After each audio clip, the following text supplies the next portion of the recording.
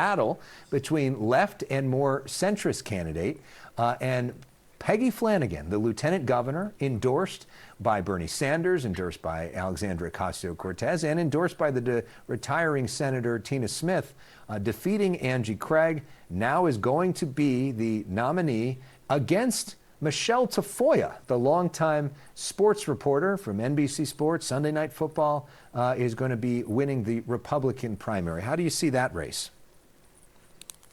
Yeah, well, I think it's really exciting. It's a huge win for the left right now. Peggy Flanagan is the lieutenant governor. She's an amazing leader. I think she's going to be a great addition to the Democratic caucus. I think Republicans are going to have a hard time beating her. I think the Republicans are in a really tricky situation in Minnesota. They were celebrating when Governor Walz announced his retirement, and they're rewarded with Amy Klobuchar, who's very likely going to be the next governor. And she is a very savvy, brutal operator politically. You have to have a lot of respect for the grit that she brings to it. And then Donald Trump suffered a terrible loss in the primary because he endorsed the My Pillow guy, Mike Liddell, and he's finished in second place. Right now, Liddell's on the internet talking about how the election was rigged against him. So I feel like you have a massive mess for the Republicans. You have a good situation for the Democrats putting their best foot forward. And I think Peggy Flanagan and Amy Klobuchar are going to do great.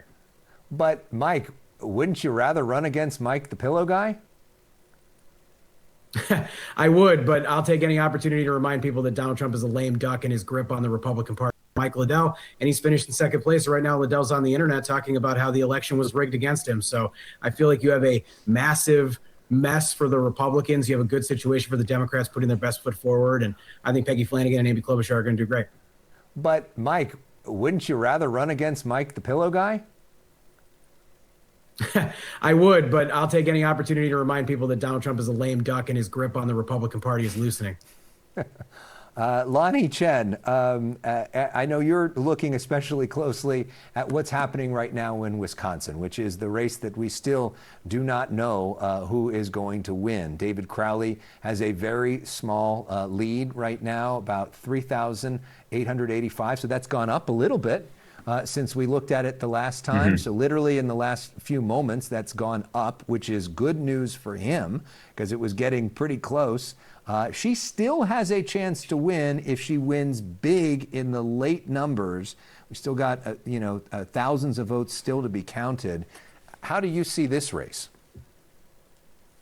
Well, I think the question is always, to what degree are races like this nationalized? To what degree do they become part of the broader discussion around what's happening in our politics, control of the Congress, even though this is a governor's race? And I think in that way, it looks like both Democrats and Republicans have something positive to draw from tonight. I think in Wisconsin, if David Crowley is able to hold on, they're going to have dodged the bullet of Francesca Hong, who I think would have been a big lead weight on a lot of Democratic candidates around the country. Her ideas, as recently as a few years ago, as recently as a few weeks ago, would certainly, I think, have haunted a lot of Democratic candidates. In the same way for Republicans in Minnesota, look, avoiding Mike Lindell is a good outcome for Republicans because you would not have to deal with the kinds of things that he would say. To the degree that that race would be nationalized, it would be a problem for Republicans, I think. So the nationalization of our politics means that you have these candidates in states like Minnesota and Wisconsin where they might be running state races, but fundamentally what they say and what they do becomes part of this national discussion.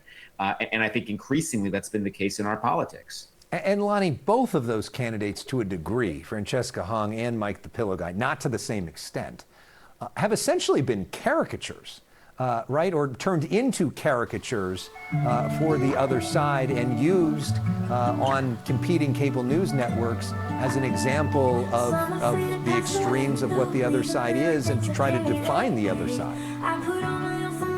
Yeah, I mean, they've become avatars. There's no question about it. And then other candidates have to answer for what these people say, even if they may never have met them, they may not agree with them, they may think their ideas are completely wacky, but they're going to have to answer full questions around whether you think Thanksgiving should be canceled or whether you think there was a conspiracy around this, that, or the other. So I do think that is the challenge, is that it's more than just what these people do in these races, it's what they do to their respective parties and their respective political movements nationally. And I certainly think that both of these candidates have exhibited exactly the reason why Frankly, the other side would have been delighted to run again. Republicans would have loved to run against Francesca Hong in the same way Democrats probably wouldn't want to run against Mike Lindell. And Mike Nellis, as we look at the numbers from Wisconsin, we are getting word that those USB drives have been processed, and those outstanding absentee ballots are coming in. And as we look at those numbers, David Crowley's lead has gone up, which means I imagine that CNN and other networks are getting close to potentially calling this race for David Crowley. It's hard to see a path at this point for Francesca Hahn to win this race. Yeah, you would much rather be David Crowley in this moment. It just seems where the outstanding votes are going to be in his favor, and likely by the time we all wake up in the morning, although you guys might be on for a little bit while longer, I'm going to bed right after this. We're going to find out who the winner in this race has been. I sort of agree. I think this might be the best case scenario, though, for both the DSA wing of the party and the moderate wing of the party. I don't think it's fair to compare Francesca Hahn to Mike Lindell. I think she ran a very serious campaign that was centering the issues that people are feeling and the troubles that they're experiencing in Wisconsin. However, I think it's a very risky thing to put a candidate up who is that far to the left, who sort of like fumbled on some big issues, including some small stuff like talking about whether or not Thanksgiving is a good holiday or a bad holiday, which was a pretty rough clip. You don't want to take that risk there, especially when she's running against Tom Tiffany, who was an election denier and is basically going to do whatever Donald Trump does. So I think this is the best case scenario. And I'll add one final thought in too, which is David Crowley is a huge progressive. Like, it's still a big win for the progressive wing of the party. I think we're now with a new generation of candidates. And maybe it's not exactly how you would like it to play out. The primary's been messy, but I think we're in a good spot and we'll be in a good position to win this race in the general. We're likely to learn a lot more about David Crowley in the next 24 hours. Mike Nellis, Lonnie Chen, thank you for being with us, and he's likely to get a whole lot of money coming in from his Democratic friends as well. We continue to follow results in Wisconsin, which right now look pretty good for David Crowley. The race still too close to call, but it may not stay that way for long. Stay with us.